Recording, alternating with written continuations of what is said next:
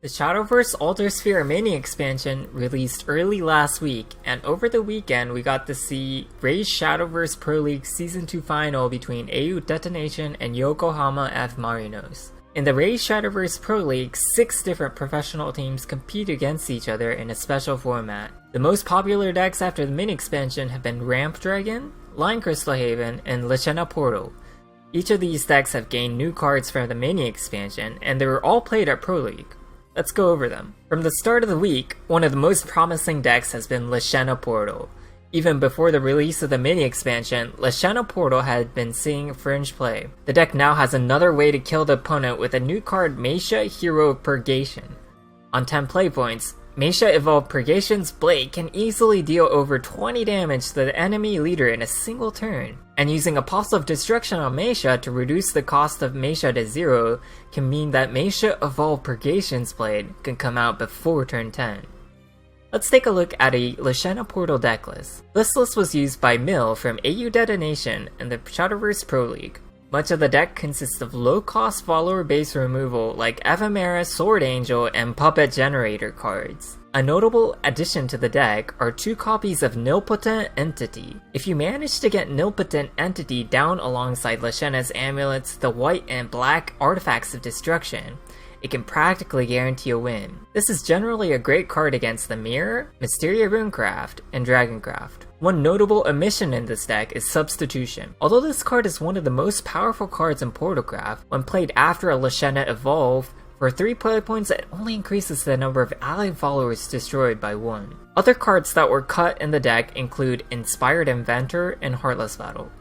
While these cards can be clunky to play at times, they can be important tools against aggressive decks that can deal a lot of damage early in the early game, such as Midrange Sword. In Game 2 of a best-of-3 series against Agonomu, Mill struggled against Ambushed Leod from Swordcraft.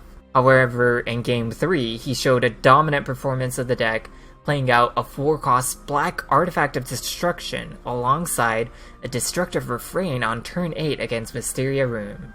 Another popular deck is Ramp Dragoncraft using Prince of Cocytus as a finisher. The special Cocytus deck from playing the Prince of Cocytus contains 2 Amulet Banish cards which can deal with Lesheena's Artifacts of Destruction, and the addition of Anrose has made ramping on evolve turns much more consistent. Let's take a look at 2 different types of Prince of Cocytus Ramp Dragon lists that were played at Pro League.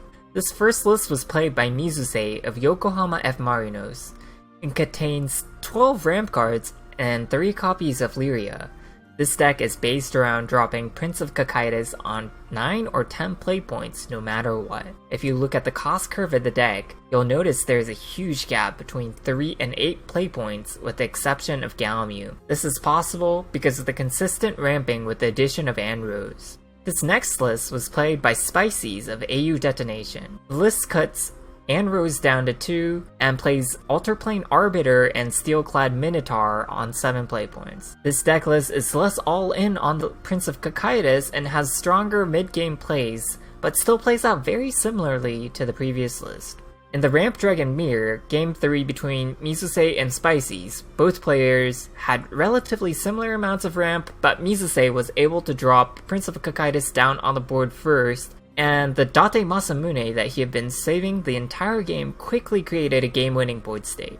The final deck we'll look at is Lion Crystal Havencraft. The new mini-expansion card featured in this deck is Elysian Saint Hairs. Since Saint Hairs adds a copy of itself back into your deck at the end of the turn, it lowers the odds of drawing more Lion Crystal cards, so it has been a somewhat controversial addition to the deck. However, the boards this card can create are so crazy that it creates a whole new playstyle and win condition for the deck. Let's take a look at Mizusei's Lion Crystal deck from Pro League. The deck runs 0 copies of Moria Encomium and instead has Gemstone Carapace. Mizusei was definitely looking to overwhelm his opponents on board using Elysian Saint Hairs and the Gemstone Carapace.